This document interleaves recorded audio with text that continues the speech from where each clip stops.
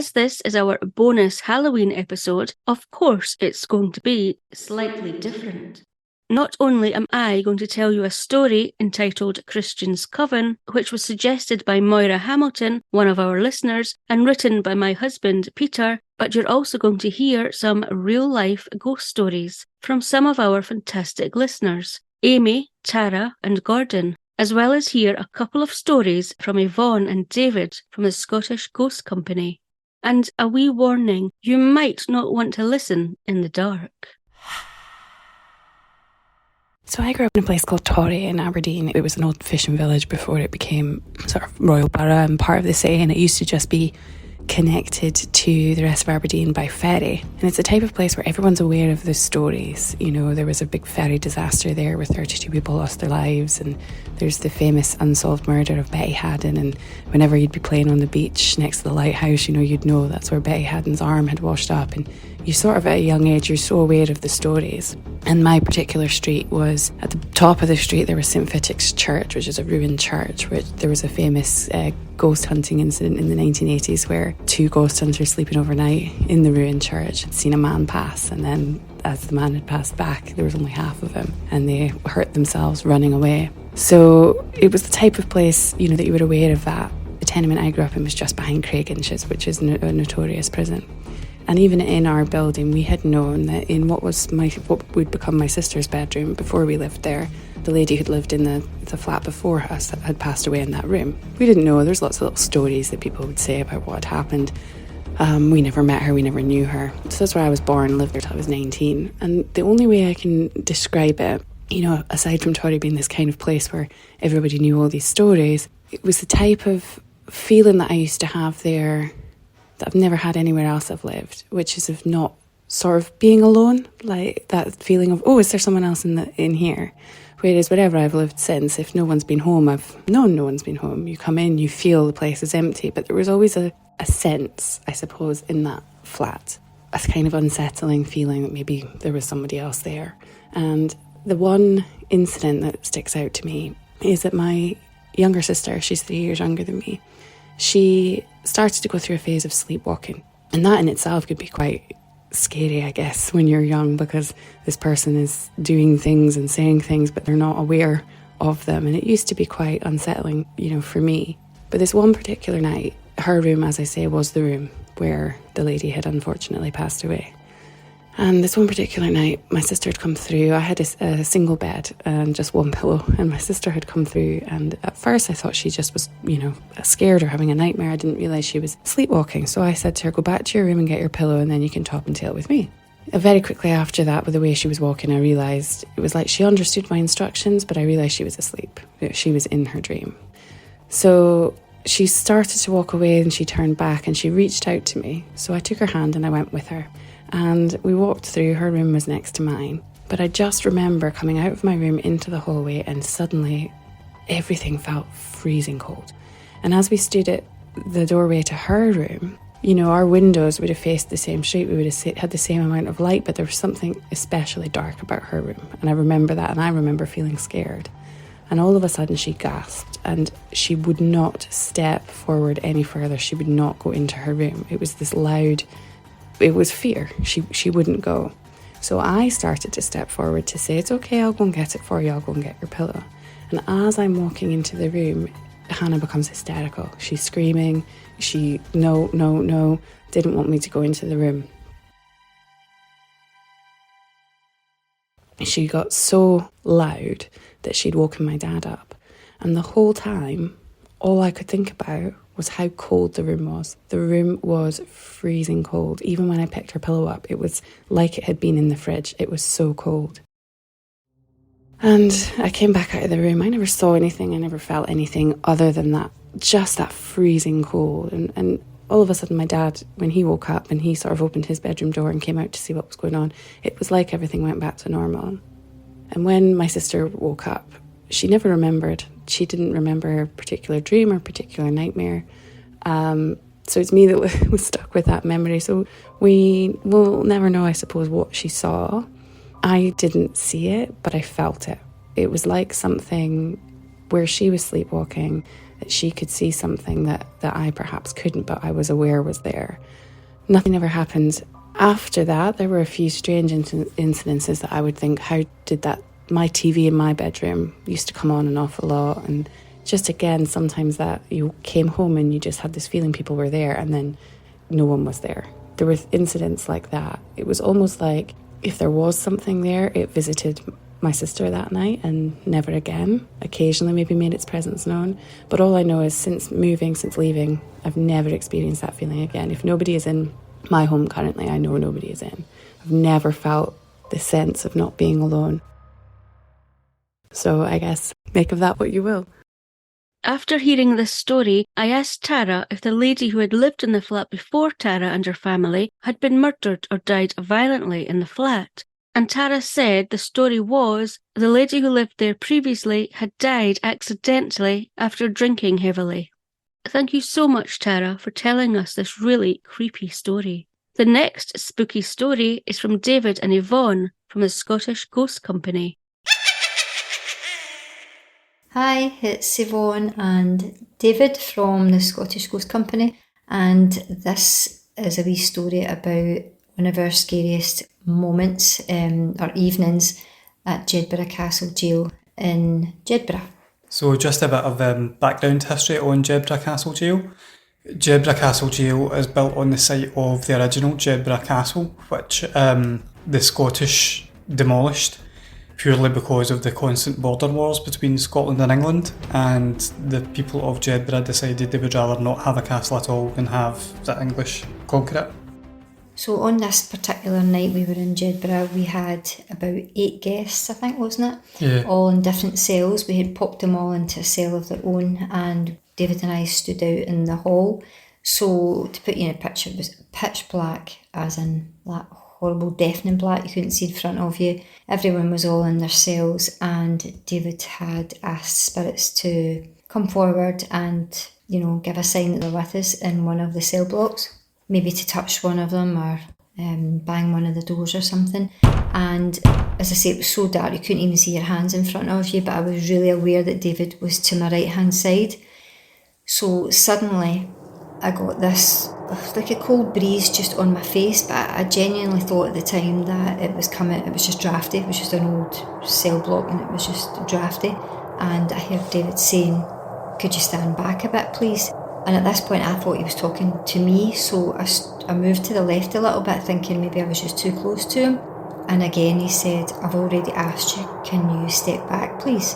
I'm not going to ask you again," but he was quite, cheeky with it. So again, I went as near to the wall as I possibly could. So this carried on for a wee while. David had said a couple of times after that about standing back. And at the end of the night, David said to me, "How are you? You okay?" And I said, "Yeah, I'm fine." And he said, "What were you experiencing up there?" And I said, "I don't know." I said, "I just got a horrible feeling." I said, "And I had this cold breeze constantly right in at my face." And he said, "Yeah, I had already asked him to stand back." And I said, "I thought you were talking to me." And he said, "No, I wasn't talking to you. I was talking to the jailer or the warden." Mm-hmm. The warden. Who took a shine to you? Who'd taken a wee shine to me and was apparently right in my face.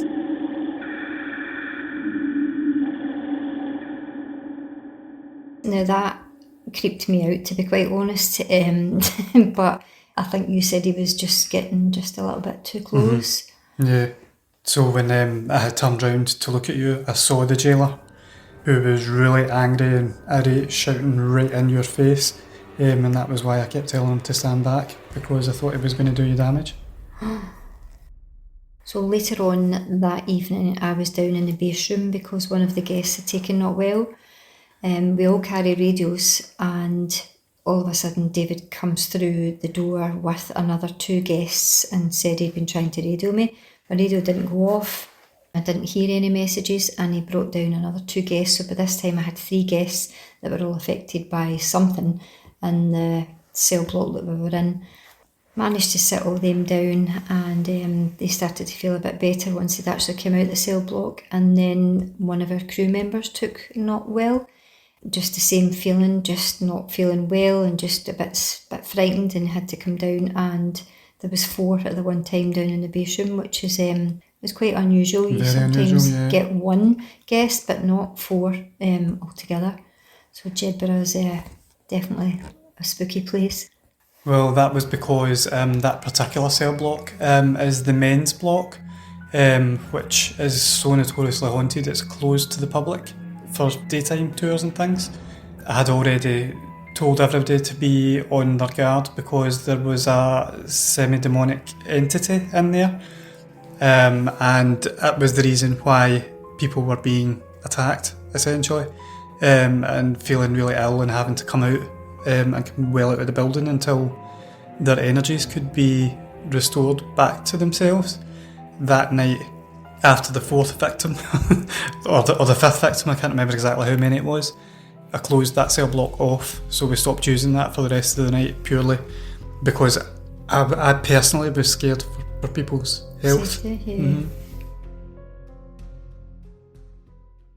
If this story gave you chills, then why not check out the ghost hunts that the Scottish Ghost Company organise to experience your own ghostly chills. There will be more spooky stories from Yvonne and David later, but for now, here's the story of Christian's Coven. In the early 1700s, the daughter of the Laird of Bargarran, Christian Shaw, was a Scottish industrialist and was widely regarded as being the founder of the thread industry in Renfrewshire in Scotland. This was after Christine travelled to the Netherlands and observed the spinning techniques there, along with seemingly smuggling some of the necessary equipment back to Scotland in her luggage. This allowed for the spinning of a more durable and whiter yarn of thread known as Bargarran thread back home in Renfrewshire. However, it would be the spinning a yarn of a different kind as a child in the late 1600s that would also carry the Bargarran name, but in a far darker and shocking way. The late 1600s were just a decade or so before those beginnings of the Renfrewshire thread industry, but would seem like centuries before in comparison, where fears were more primitive and the people persuaded more easily. In 1696, it would be in Paisley in Renfrewshire, where a young 11-year-old Christian Shaw would become part of a thread of events which would shock then and echo through the centuries to now. Christian, as the daughter of John Shaw, who was the Laird of Bargarran, led a relatively privileged life living in Bargarran House. This included her father and landowner keeping servants. And one day, Christian saw one of the servants, Catherine Campbell, stealing a drink of milk, and so she reported this to her mother. When the servant, Catherine, discovered what Christian had done, she cursed the young girl by wishing that the devil would haul her soul through hell. This could easily be dismissed as an offhand remark delivered in anger if this had been, in the later industrial age of Renfrewshire, that the older Christian herself would help start, but this was a very different Renfrewshire of Christian's more sensitive youth.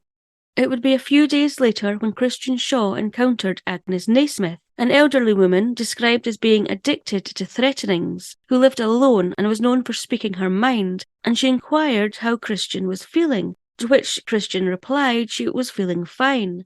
However, the day after the encounter with Agnes asking about her health, and a few days on from the curse from the servant Catherine, Christian fell ill. She began to have seizures, at times was unable to see or hear, and her body would extend or contract violently. She was clearly no longer feeling fine. However, as her illness progressed, so did the nature of her symptoms, which went from those not unlikely of a serious illness to others which included apparently spitting out feathers, her own hair, carcasses of small animals, and even something that wouldn't seem out of place in her later life, pins. Whatever was really happening, Christian's parents would have been rightly concerned for their daughter, but they believed that she was cursed. This was seemingly confirmed in their eyes when for a short period Christian recovered and told her parents she could see the family's servant, Catherine, who had stolen the drink of milk, and the old woman Agnes, of whom people at the time would have accused of being a witch, stabbing at her sides and threatening to cut her open. It would be 2 months before Christian Shaw's parents, concerned for their young daughter's health, would head the 11 miles or 18 kilometres to Glasgow to see the skilled physician Dr. Matthew Brisbane. You would assume that a visit to the more rational doctor would help find out the true cause of Christian's poor health, but instead it was stated that while in his surgery, Christian spat out a coal cinder as large as a chestnut and almost too hot for Dr. Brisbane to handle, which caused the doctor to state that her symptoms were beyond what is normal or natural. Many other fantastical symptoms exhibited by Christian included citing scriptures and concepts beyond her years, seeming to fly unaided across her classroom, and picking up a glove without using her hands. She would even at times plead with her unseen Catherine Campbell to resume their friendship, which had ended due to her reporting the theft of the drink of milk to her mother. A week after Christian and her parents had visited the doctor in Glasgow, which had produced no true explanation for their daughter's affliction, Christian did recover, albeit briefly, before her fits returned, but this time more violent than before. Still left with no answers as to what was happening to Christian, her parents turned to their local parish minister, who stated that the young Christian was possessed and was being tormented by witches, something that was unfortunately quite commonly thought of at the time, and many of her symptoms matched those from the Salem witch trials a few years earlier in America. And interestingly enough, America had recently been visited by Christian's father, John Shaw, the Laird of Bargarin. The church set up weekly fast and prayer meetings at Bargarin House, and Christian Shaw's father appealed to the authorities that those named by his daughter should be arrested. Although it was overlooked at the time, Agnes Naismith, the elderly woman Christian had encountered and who had asked about her health, appeared to genuinely be concerned about Christian, and she visited her at Bargarin House, where she prayed for her and wished her a speedy recovery. Although Catherine Campbell seemingly stated, according to John Miller's account, recorded in his collection The Witches of Renfrewshire, that the devil never let Christian grow better. Although only 2 people were initially named by Christian, which included the servant and the old woman she encountered, the list of the accused grew to include 20 women, 10 men, and 5 other men or women as being part of a coven of witches that Christian blamed for her possession. The Scottish Privy Council set up a commission to investigate the events surrounding Christian Shaw at the request of the church in Paisley to see if there was a case against those accused, and 7 of those names, which included Catherine Campbell and Agnes Naismith, along with Margaret Lang, John Lindsay, James Lindsay, John Reed and Margaret Fulton, were summoned for trial and appeared at a second commission in Paisley charged with murder and tormenting a number of people, including Christian Shaw. The others did not face trial, as their relatives were seemingly able to use their standing in society to buy them out of what became known as the Renfrewshire witch trials, by offering what lands and goods they could. However, that was not possible for the other 7, which included John and James Lindsay, who were only 11 and 14 at the time. The advocate for the 7 who stood trial argued that the prosecution was obliged to rule out the possibility that the events could be explained by natural causes, but Dr. Matthew Brisbane gave evidence that he could not find any such cause for Christian Shaw's condition. There were also seemingly witches' marks found on the bodies of the accused, and doubt was cast on any reasonable explanations for those marks, which were offered by other physicians. The prosecutor confronted the jury, saying if the defendants were acquitted, then those on the jury would be accessories to all the blasphemies, atrocities, murders, tortures, and seductions, going on to say that those enemies of heaven and earth shall hereafter be guilty when they get out. This gave the jurors little choice but to find all 7 of those accused guilty, based upon the word of 11-year-old Christian Shaw. After the guilty verdict was delivered, James Reed decided his own fate by taking his own life in prison, but the other 3 men and 3 women were to be strangled and burnt on the Gallow Green in Paisley in June 1697, in front of a large and boisterous crowd. This included Catherine Campbell, who was carried struggling and screaming to the gallows, and calling down the wrath of God and the devil on her accusers, and Agnes Naismith, who seemingly laid a dying woman's curse on everyone present and their descendants, where for many years afterwards every tragedy in the town was blamed on this witch's curse. However, the deaths of those who would become known as the Bargarin witches would be the last mass execution for witchcraft in Western Europe. The remains of the dead were buried at a crossing known today as Maxwelton Cross, and a horseshoe was placed on top of their buried remains, which went missing a few years later. In 2008, this was replaced with a bronze plaque featuring a stainless steel horseshoe and the inscription, "Pain inflicted, suffering endured, injustice done," in a tribute to make sure people never forget the true tragedy of those who had suffered and died based merely on a yarn spun by a young girl who would of course live to grow up and spin those yarns of a different kind. Hi, it's Yvonne and David from the Scottish Ghost Company. So we decided to go out one Saturday night and we were investigating an abandoned building in Ayrshire, and this building was dilapidated basement. It's just a shell, yeah. We were in the basement area. There was a kind of stone vaulted cellar roof above us, and that was about it. Above that was nothing at all. No There's floors, no floors, no doors, nothing. no windows.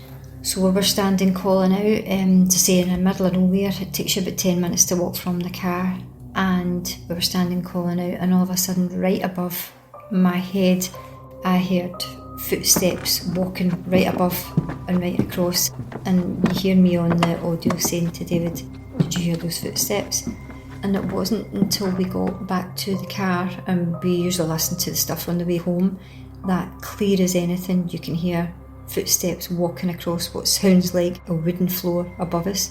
There was no wooden floor above us. There isn't any wooden floors left at all. And you hear the footsteps obviously loud right above us, getting quieter as they go along, and then you hear a man's cough at the very end of the corridor. Yeah, but he was walking. On the recording, you can hear it's somebody walking with a purpose. It's not somebody just milling about. No. He was walking purposely from one side of the room to the other. We then moved into the kitchen area, what would have been the kitchen area of that castle, and we had a luminous ball set up with some torches. Now, the ball rolled, which again can be seen on the video, and although we didn't hear anything at the time, again we listened back, and as clear as anything you can hear a lady saying, "Here, Carrie." Yeah, that's Now, right. it wasn't me. Yeah. So we think it was maybe one of the kitchen staff shouting on the kitchen cat, but you can hear it on our TikTok video. But the interesting thing is, kitchen cats were a thing way back then because they were supposed to control the mice from eating the food and stuff. Yeah, absolutely. It was amazing.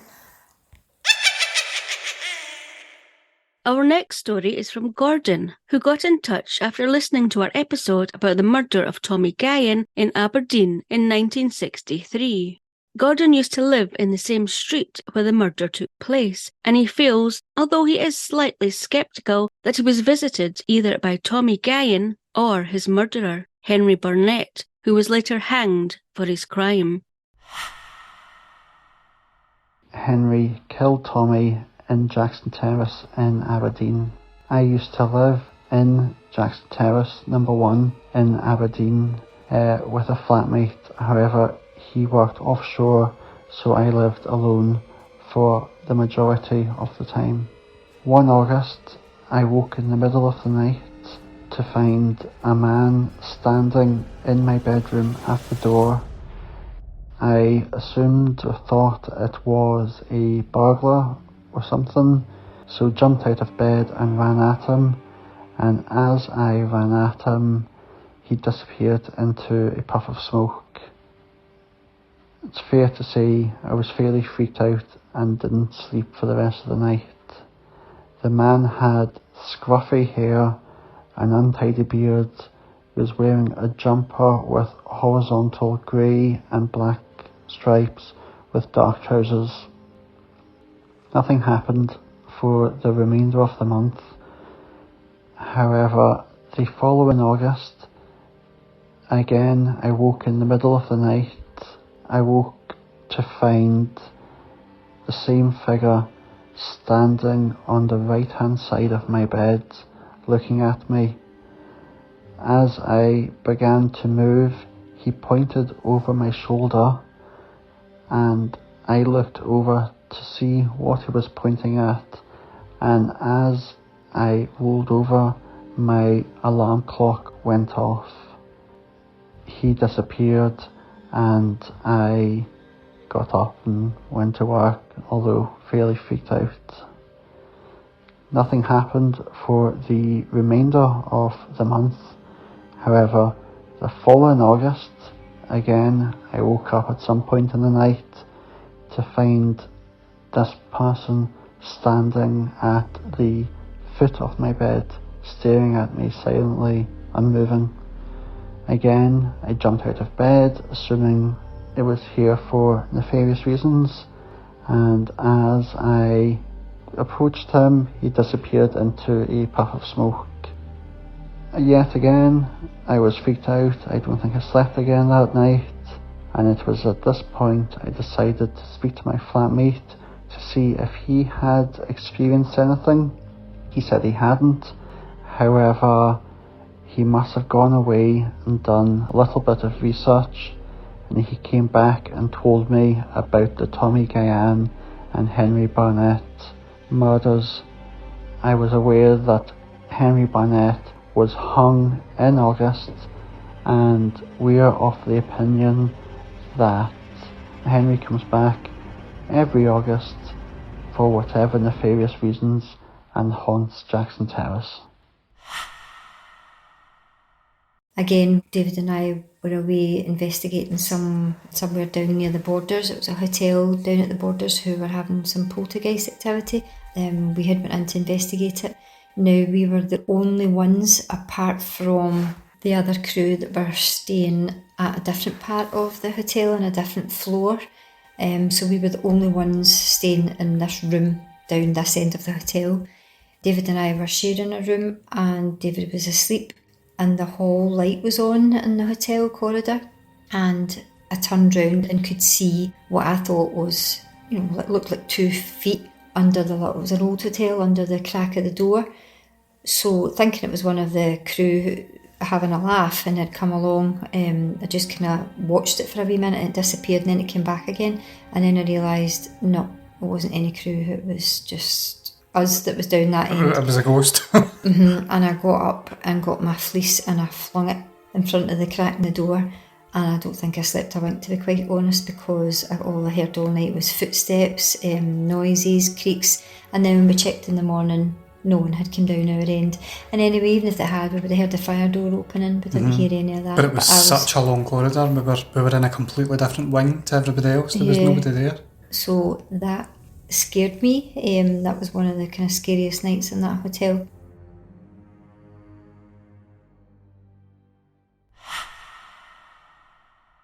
Our final spooky story will be from Amy, who recently appeared on the BBC's The Big Scottish Book Club Crime Special, along with me, Nancy from CrimeCon, and Alistair from Scott's Way Hey podcast. You can watch this now on iPlayer if you're in the UK. And I first met Amy at CrimeCon in Glasgow. Speaking of which, are you planning on coming along to CrimeCon in Glasgow in April 2024 and CrimeCon in London in September 2024? If so, then don't forget to claim your discount by using the code SCOTTISH at the checkout.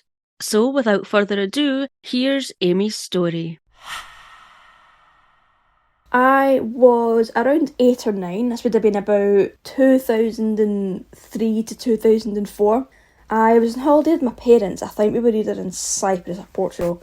It was late at night and we were having dinner in a restaurant, and I got up to the toilet, and back then I was a very shy kid, so I was afraid to ask for directions. I thought I would just wing it, find the toilet myself. I ended up in this very dark, sort of very dim warehouse kind of room. It was completely silent. I just remember the silence because I had just come from this really loud restaurant, which, is full of restaurant noises and people. And then suddenly I'd stepped through this door and there was just absolutely nothing at all. There was just silence. I remember at the time likening it to going through the wardrobe in Narnia, but instead of going into bright snow, I had just stepped into this completely dark, silent room, and it was very creepy.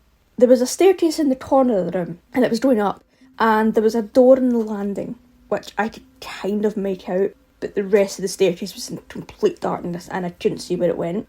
I was really into Goosebumps at the time and also Most Haunted, so I thought I'd have my own adventure and do a bit of exploring in that sort of style. I noticed near the bottom of the steps that there was the outline of a woman. To this day, I still remember it like it was yesterday. The best way that I can describe her is that she was like a shadow, so I could see the shape of her, but I couldn't actually see any defining features. I do remember though that it looked like she had a Victorian dress on, and I remember that because we were actually studying the Victorians at school at the time, so that's why it sticks in my mind. The first time I saw this, I thought it was my own shadow coming through the windows, but the shape of it didn't match because I didn't have a dress on. I didn't like dresses. So, but you know what, I thought, I'm going to investigate this anyway and see what this is. So, I remember walking towards the steps, and this shadow thing was, I can only describe it as moving or sort of floating up the stairs. It was really weird to see. And every time I took a step further, the shadow sort of floated slightly up as if it wanted me to follow it. I took a few steps and I ended up at the door on the landing. I remember opening it, and it sort of, you took a few more steps and you sort of looked out to the street below.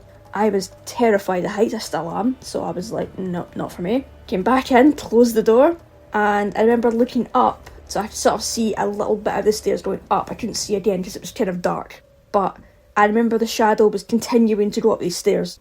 And I thought, I'll follow it, see what's going on. So I followed it for a few more steps. And then suddenly, to this day, I have never experienced anything like this. I don't know how to describe it, but I just suddenly had this horrible, dark feeling come over me. It was like a sense of like foreboding. Like if I followed this thing, something really, really bad would happen. And I just remember being like, this is, whoa. Like, and the feeling of it was very, very strong. I remember having to hold on to the sort of like side panel thing because the feeling was so strong. And also, I couldn't see where the rest of the stairs went, which just really, really freaked me out. And I do remember seeing the shadow stop and sort of float in midair whenever I stopped moving. So like if I was to stop following it, it would just suddenly stop moving as well and it would just float. To be honest, at this point I was absolutely terrified and I was like, I want to get out of here. I sprinted down the stairs as fast as I could. I remember reaching the bottom of the stairs and I remember looking back and the shadow thing was sort of slowly floating down the stairs towards me. So I sprinted to the door, which I'd come through, and I remember I looked back one last time because I thought, I want to remember this. I remember thinking to myself, I'm probably like imagining it, I want to have another look just to make sure I'm not going crazy. And the shadow was at the top of the stairs and I watched it sort of float back up towards the darkness. I couldn't see anything of it. It sort of went upstairs and just disappeared. And I was just freaked at this point, so I ran back to the table where my parents were. They didn't seem concerned or worried about me, and they just kind of assumed that I'd been playing with other kids in the restaurant. I have to say, to this day, I have never told them about what I saw. I remember this because back then my parents were pretty strict and they wouldn't really let me wander off for too long. If I was gone for like longer than 5 minutes, they would come find me and drag me back. So I remember thinking, if I tell them what's happened, they'll probably not let me go off and play for the rest of the holidays. I thought, I'm going to just keep quiet about this. And I also remember thinking, if I tell them, they will think that my imagination has gone wild and will stop me from watching Most Haunted and Goosebumps, and I think it was Are You Afraid of the Dark as well, which I was into at the time. So I remember thinking to myself, I'm not going to say anything to them because they might stop me from watching these and I don't want that to happen. But honestly, to this day, I can't explain what I saw. I don't know what that shadow thing was. I don't know what it was. I don't know what it wanted. It freaks me out to think what could have happened if I'd followed it all the way up those stairs.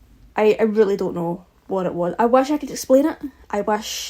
Sometimes I wonder if I've imagined it. Maybe I was just really tired. Maybe the heat had gotten to me and I was really tired, but I know what I saw.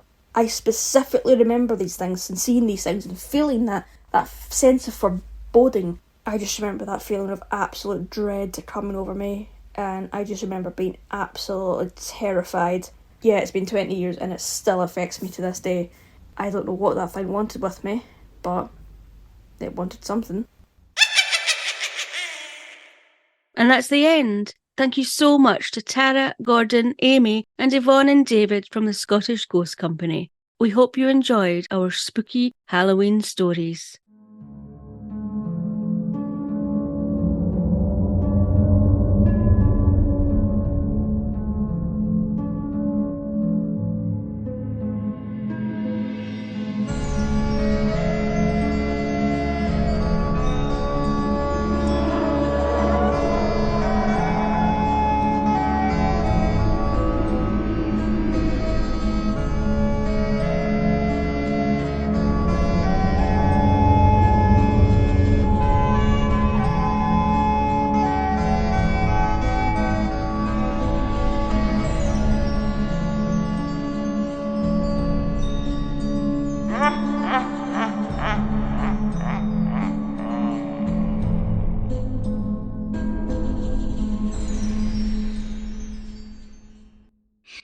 Scottish Murders is a production of